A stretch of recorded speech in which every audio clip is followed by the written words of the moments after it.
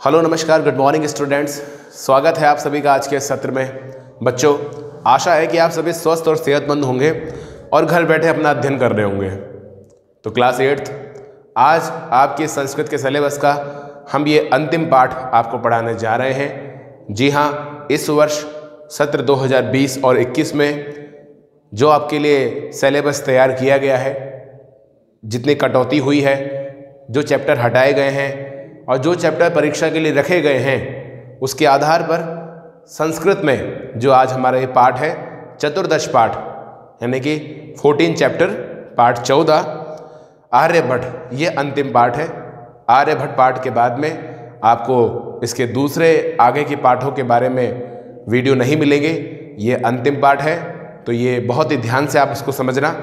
पाठ को शुरू करें उससे पहले मैं आपको बता दूं कि ये पाठ जो है ये मूल रूप से हमारे देश के, हमारे हिंदुस्तान के ही नहीं बल्कि मैं कहूँगा दुनिया के सबसे बड़े विद्वान में से एक आचार्य आर्यभट्ट जी के बारे में है। जी हाँ, आचार्य आर्यभट्ट के बारे में आप लोगों ने आज से पहले कभी न कभी थोड़ा बहुत तो पढ़ा होगा, सुना होगा, कुछ सीरियल भी देखे होंगे टीवी पर आचार्य आर्यभट्ट के बारे में जो आते हैं। तो आचार्य आर्यभट्ट का जीवन कैसा था, वो आज हम सभी के लिए इतने बड़े पूजनीय क्यों हैं, हम सभी उनके इस पृथ्वी को छोड़ देने के बाद में भी, इतने हजारों वर्ष बाद में भी उनका सम्मान क्यों करते हैं, और आज इतने वर्ष के बाद में आज हम उनका ये पाठ क्यों पढ़ रहे हैं। भाई, ऐसा उन्होंने क्या कुछ किया अपने जीवन में, ये सब बातें हमारे इस पाठ में बताई गई है। पाठ को बहुत ध्यान से सुनना। पाठ शुरू करें उससे पहले मैं भी आपको थोड़ा बहुत बता दूं कि आचार्य आर्यभट्ट कौन थे, उन्होंने क्या कुछ किया था। ज़्यादा तो मैं नहीं बताऊंगा क्योंकि बहुत कुछ तो पाठ में लिखा है, विस्तार से हम वही पढ़ेंगे। और जो मैं बताने जा रहा हूँ ये बेसिकली थोड़ा बहुत आपको भी पता होगा कि आचार्य आर्यभट्ट वो शख्सियत थे सबसे पहले जिन्होंने गणित में शून्य का यानी कि जीरो का आविष्कार किया था। आप आज गणित पढ़ते होंगे, गणित में जहाँ भी जीरो लगता है, ये जीरो गणित को सबसे पहले आचार्य आर्यभट्ट ने दिया था। वो संस्कृत के बहुत बड़े मूर्धन्य विद्वान थे, लेकिन इसके साथ ही वो गणित के भी बहुत बड़े विद्वान थे। गणित शास्त्र में उनको महारत हासिल थी और गणित शास्त्र में ही उन्होंने जीरो देने के बाद में दशमलव जो लगता है आपका गणित में जब आप पढ़ते होंगे तो जो दशमलव लगता है, ये दशमलव भी सबसे पहले आचार्य आर्यभट्ट ने ही दुनिया को दिया था। जी हाँ, आज दुनिया में इतने बड़े बड़े देश हैं, बड़े बड़े देश के बड़े बड़ी यूनिवर्सिटीज़, बड़े बड़े कॉलेज, स्कूल, कहें तो बड़े से लेके छोटे तक सभी जगह पर जहाँ गणित पढ़ाई जाती है, वहाँ अगर बात आती है कि भैया गणित में शून्य का आविष्कार किसने किया, तो सब लोग बताते हैं कि शून्य का आविष्कार किया हिंदुस्तान के महानतम विद्वान आचार्य आर्यभट्ट ने।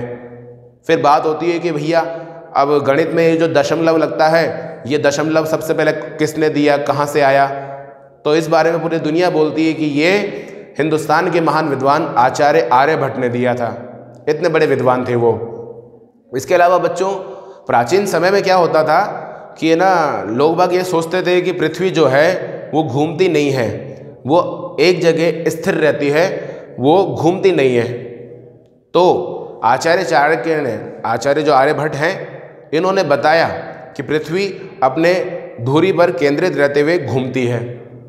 अब जब उन्होंने ये बात बोली तो उस दौर के जो पुराने रूढ़िवादी लोग थे वो आचार्य आर्यभट्ट की इन बात से नाराज हो गए, उन्होंने उनका विरोध कर दिया। लेकिन आचार्य आर्यभट्ट जो हैं वो इन बातों से नाराज नहीं हुए, उन्होंने अपनी रिसर्च प्रारंभ रखी। वो गणित के साथ साथ ज्योतिष के भी बहुत बड़े विद्वान थे, बहुत बड़े ज्योतिषाचार्य थे। उन्होंने ज्योतिष को लेकर के काफ़ी कुछ लिखा है, जो कि आज दुनिया भर के ज्योतिषी जो हैं वो सभी उनको पढ़ते हैं। जी हाँ, ज्योतिष में जो आकाशीय गणना होती है ग्रह नक्षत्रों की, इस सब का आविष्कार सर्वप्रथम जिन्होंने किया तो वो आचार्य आर्यभट्ट थे। आचार्य आर्यभट्ट जो हैं वो उस समय फलित ज्योतिष जो होता है इसको नहीं मानते थे। वो गणना करने वाले, गणित के सिद्धांत मेथड पर चलने वाले व्यक्ति थे, और वो ऐसे शख्स थे उस दौर में जिन्होंने बताया था कि ये जो सूर्य ग्रहण चंद्र ग्रहण होता है, इसमें राहु और केतु का तो कोई रोल ही नहीं है। ये तो केवल एक हम लोगों की मानसिकता है जो हम ये मानते हैं कि राहु हैं या केतु हैं वो सूर्य चंद्रमा को ग्रस लेते हैं, इसलिए सूर्य ग्रहण और चंद्र ग्रहण होते हैं। लेकिन हजारों वर्ष पहले, यानी तकरीबन ये जो बात है ये 1500 साल पहले की है। आचार्य आर्यभट्ट लगभग आज से 1500 साल पहले थे, तो उन्होंने उस बात को तभी खंडित कर दिया था, बताया था कि राहु और केतु इनका कोई रोल ही नहीं है।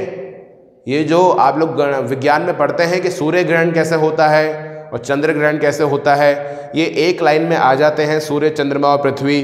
तो इससे जो अलग अलग स्थितियों में अलग अलग जो प्रभाव होते हैं वो सूर्य ग्रहण और चंद्र ग्रहण जो हैं, जैसा कि आप पढ़ चुके हैं अपने विज्ञान में, ये बात को भी सबसे पहले दुनिया में हमारे आचार्य आर्यभट्ट जी ने बताया था। अब जब उन्होंने ये बात बोली तो लोग बहुत गुस्सा हो गए, उन्होंने विरोध कर दिया कि आप ऐसे नहीं बोल सकते हैं, आपके पास क्या प्रूफ है। तो इन्होंने रिसर्च की और रिसर्च करने के बाद में प्रूफ लाए, दुनिया को दिखाया, दुनिया ने मानना शुरू किया। और आज के जो विज्ञान है उसमें आचार्य आर्यभट्ट का बहुत आदर है। आज के जो वैज्ञानिक हैं वो आचार्य आर्यभट्ट का बहुत सम्मान करते हैं, उन्हें अपना आइडल या रोल मॉडल मानते हैं। यही बात है कि भारत का जो प्रथम उपग्रह गया था अंतरिक्ष में, पहली बार जब तैयार होकर भारत का उपग्रह अंतरिक्ष में गया था, उसका नाम आर्यभट्ट रखा गया था। क्यों? क्योंकि आर्यभट्ट ने ही अंतरिक्ष, खगोल विज्ञान और आकाशीय जो गणित है इसके बारे में दुनिया भर को बताया था। तो बच्चों, बहुत कुछ है जो पाठ के अंदर आपको सुनने में बड़ा इंटरेस्टिंग लगेगा। इस पाठ को पढ़ने के बाद में आपके मन में आचार्य चाणक्य नहीं, आचार्य आर्यभट्ट के लिए बड़ा सम्मान हो जाएगा। क्या है ना कि एक जैसे ही वर्ड हैं, आचार्य चाणक्य और आचार्य आर्यभट्ट, तो बोलने में ना थोड़ा कन्फ्यूजन हो जाता है, अक्सर आपको भी हो जाएगा जब आप पढ़ेंगे, लेकिन बड़ी एकाग्रता से आपको पढ़ना है। आचार्य चाणक्य अलग हैं जिन्होंने अर्थशास्त्र लिखा है, और ये आचार्य आर्यभट्ट हैं जिनके बारे में हम पढ़ने जा रहे हैं। इन्होंने ज्योतिष विज्ञान और गणित के लिए जीरो जो होता है, शून्य और दशमलव का आविष्कार किया था। तो आइए बच्चों, हम सीधे शुरू करते हैं हमारा ये इम्पोर्टेंट और आखिरी चैप्टर, चतुर्दश पाठ आर्यभट्ट। तो आइए स्टूडेंट्स, अब हम पढ़ते हैं पाठ चतुर्दश यानी कि 14 चैप्टर आर्यभट्ट। आप अपने स्क्रीन पर देख रहे हैं इस समय कि एक पैराग्राफ आपको दिखाई दे रहा है, ये हिंदी भाषा में है। ये पैराग्राफ आपके इस पाठ का पाठ परिचय है।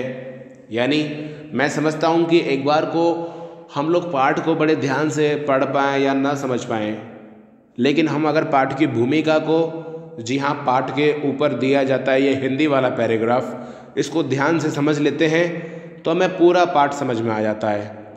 मूल रूप से इस भूमिका में ये लिखा होता है कि पाठ क्या कहना चाहता है, किस विषय पर बना है, कहाँ से ये लिया गया है और क्या इसकी शिक्षा है। कह सकते हैं कि पाठ का संदर्भ और प्रसंग हमें इस पाठ की भूमिका से पढ़ करके पता लगता है। तो बहुत ही एकाग्रता से आप इस हिंदी के पैराग्राफ को समझें, अच्छे से पढ़ें और इस पाठ को ध्यान लगा के पढ़ना अब शुरू करते हैं। सबसे पहले लिखा है, भारतवर्ष की अमूल्य निधि है ज्ञान विज्ञान की सुदीर्घ परंपरा। यानी हमारा राष्ट्र भारतवर्ष जो है उसकी अमूल्य निधि, अमूल्य यानी बेशकीमती, बहुत, जिसकी बहुत ज़्यादा कीमत है, वो बेशकीमती निधि यानी संपदा, संपत्ति जो है हमारे देश की, वो क्या है? ज्ञान विज्ञान की सुदीर्घ परंपरा। ज्ञान मतलब यहाँ तात्पर्य है ज्ञान से शास्त्रों का ज्ञान, और विज्ञान मतलब जो विज्ञान है वो, उस विज्ञान की सुदीर्घ यानी बहुत बड़ी, दीर्घ मतलब बड़ी, सुदीर्घ यानी बहुत बड़ी परंपरा। तो बात का मतलब यहाँ पर लिखा है कि हमारे देश की बेशकीमती संपदा अगर कुछ है तो यहाँ जो हमारे पास ज्ञान है, विज्ञान है, उसकी बहुत बड़ी जो हमारी परंपरा, श्रृंखला चली आ रही है, वो हमारे देश की सबसे बड़ी संपत्ति है। आगे लिखा है, इस परंपरा को संपोषित किया प्रबुद्ध मनीषियों ने। और ये जो ज्ञान विज्ञान की संपदा है बच्चों, इसको संपोषित यानी कि जिन्होंने इसको बनाया, पाला, सींचा, इस परंपरा को संपोषित जिन्होंने किया, वो कौन है? वो हमारे देश के प्रबुद्ध यानी कि बहुत बड़े ज्ञानी, मनीषी यानी ज्ञानी हैं, बहुत बड़े विद्वान प्रबुद्ध मनीषी जो हैं, उन्होंने हमारी इस संपदा को सिंचित किया। आगे लिखा है, इन्हीं मनीषियों में अग्रगण्य थे आर्यभट्ट।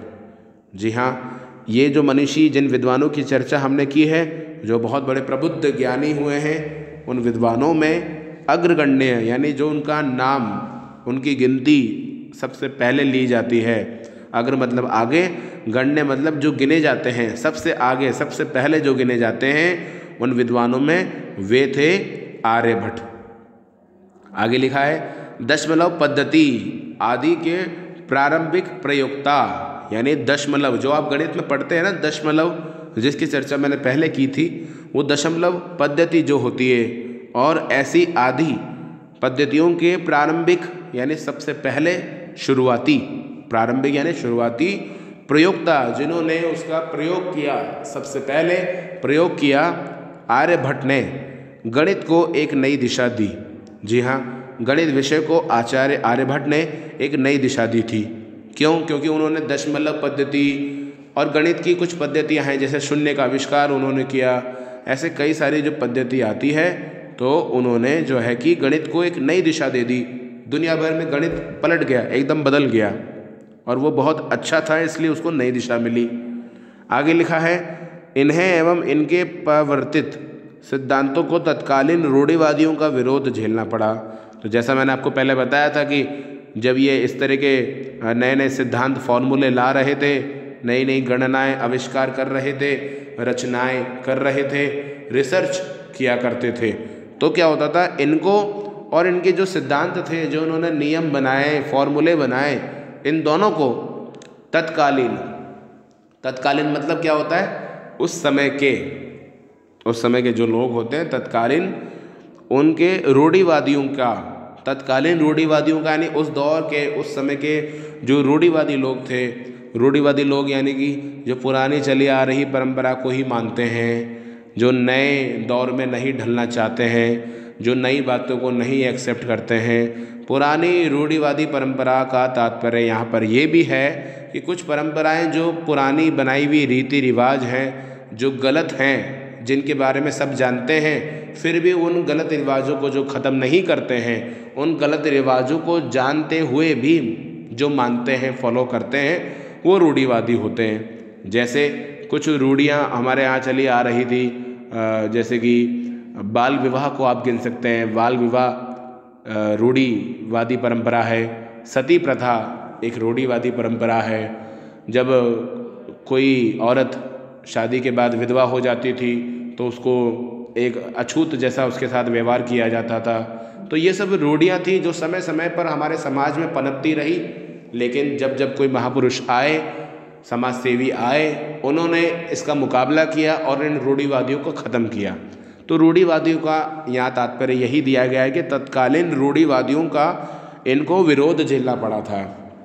जो आचार्य आर्यभट्ट हैं, इनको और इनके जो सिद्धांत थे, इनकी जो रिसर्च कर रहे थे, ये जो फॉर्मूले ये ला रहे थे, उनको उस समय के जो रूढ़िवादी लोग हैं, इनका विरोध झेलना पड़ा था। वस्तुतः गणित को विज्ञान बनाने वाले, ध्यान दें आप, क्या लिखा है ये, मूल रूप से गणित को विज्ञान बनाने वाले और गणितीय गणना पद्धति के द्वारा, किसके द्वारा, गणितीय जो गणना होता है, मेथड होता है, इसके द्वारा आकाशीय पिंडों को, आसमान में जो पिंड हैं, इनकी गतियों का प्रवर्तन करने वाले ये प्रथम आचार्य थे। पता लगा आपको, ये सबसे पहले वो व्यक्ति थे जिन्होंने क्या किया, ऊपर से पढ़ो लाइन में, गणित को विज्ञान बनाया और गणितीय गणना मेथड के द्वारा इन्होंने आकाश में, आसमान में जो पिंड होते हैं, इनकी गति का पता किया, सबको बताया। ये ऐसा करने वाले पहले आचार्य थे। आचार्य आर्यभट्ट के इस वैदुष्य का उद्घाटन प्रस्तुत पाठ में है। तो यानी ये जो पाठ हम पढ़ने जा रहे हैं, इसमें आचार्य आर्यभट्ट के ये जो कितने बड़े विद्वान थे, इनके वैदुष्यता का प्रदर्शन इस पाठ में किया हुआ है। इनके जीवन के परिचय के बारे में, इनकी जो विद्वत्ता है उसके बारे में मूल रूप से इस पाठ में बताया गया है। तो आइए बच्चों, अब हम पाठ शुरू करेंगे। बहुत ही एकाग्रता से, ध्यान से संस्कृत की एक एक लाइन का अध्ययन करें, एक एक शब्द का अर्थ समझें। कोई शंका समाधान हो, कोई परेशानी हो जिसका समाधान चाहिए हो, तो फिर मुझसे संपर्क करें। लेकिन आइए अब इसको ध्यान से हम शुरू करते हैं। तो बच्चों लिखा है, पूर्व दिशायाम उदेति सूर्यः पश्चिम दिशायां च अस्तम गच्छति इति दृश्यते ही लोके। देखो लिखा है पूर्व दिशा में उदेति मतलब उदित होता है, उदय होता है। कौन? सूर्य। सूर्य जो है पूर्व दिशा में उदय होता है और पश्चिम दिशा में अस्त होने के लिए गच्छति यानी चला जाता है। संसार में, लोक में इति दृश्यते यानी ऐसा दिखाई देता है। पहली लाइन का मतलब हुआ कि संसार में ऐसा दिखाई देता है कि सूर्य पूर्व दिशा में तो उदय होता है और पश्चिम दिशा में अस्त होने के लिए चला जाता है। परम, परम मतलब परंतु, न अनेन अवबोध्यम अस्ति यत सूर्यो गतिशील इति। परंतु, परम मतलब परंतु, न अनेन, न मतलब नहीं, अनेन मतलब इससे, अवबोध्यम अस्ति ऐसा पता नहीं लगता है, जाना नहीं जाता है कि सूर्यो यत यानी कि सूर्यो मतलब गतिशील इति, सूर्य गतिशील है। क्या सूर्य गतिशील है? ऐसा जाना नहीं जाता है। सूर्यो अचल यानी सूर्य जो है वो अचल है, वो चलता नहीं है।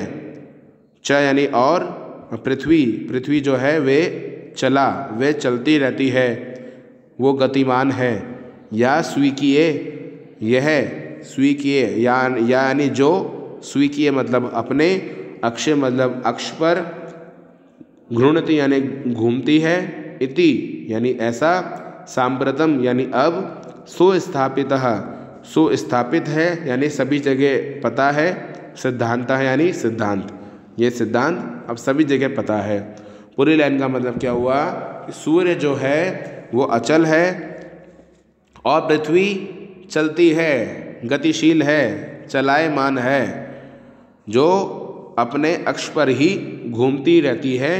यह बात अब सब जगह स्थापित है, यह सिद्धांत अब सब जगह स्थापित है। आगे लिखा है थर्ड लाइन में ध्यान दें, सिद्धांतो अयम, यह सिद्धांत, अयम यानी यह सिद्धांत यानी सिद्धांत फॉर्मूला, प्राथम्येन यानी सबसे पहले, ये यानी जिनके द्वारा, प्रवर्तित हुआ बताया गया, दिखाया गया।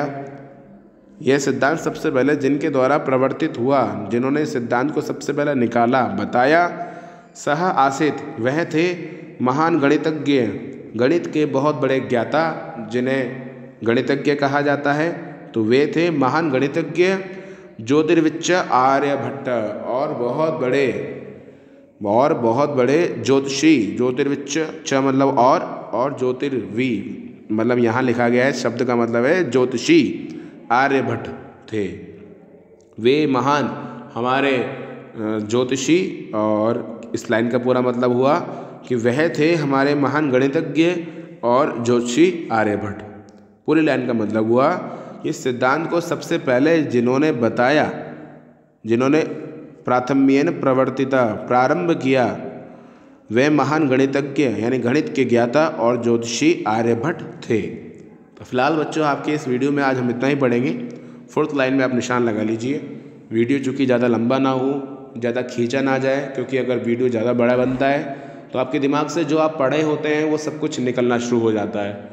तो लास्ट चैप्टर है, इसलिए इसको थोड़ा थोड़ा करके पढ़ते हैं। आज हम यहाँ फोर्थ लाइन में यहीं तक रखते हैं। आज हमने पढ़ा संस्कृत में जो ये लिखा था कि प्राचीन काल में लोग बाग ये मानते थे कि सूर्य जो है वो चलता रहता, पृथ्वी जो है वो चलती नहीं है।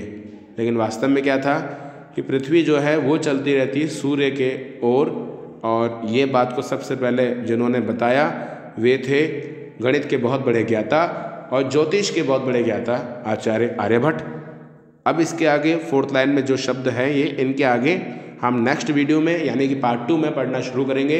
तब तक के लिए आप बने रहिए, पार्ट 2 का इंतज़ार कीजिए और पार्ट 2 में बहुत ध्यान से एकाग्रता से पढ़ना और जितना हमने आज पढ़ा है इसका आप रिवीजन करना। अपना बहुत ख्याल रखें। अगली वीडियो में पुनः आपसे मुलाकात होगी।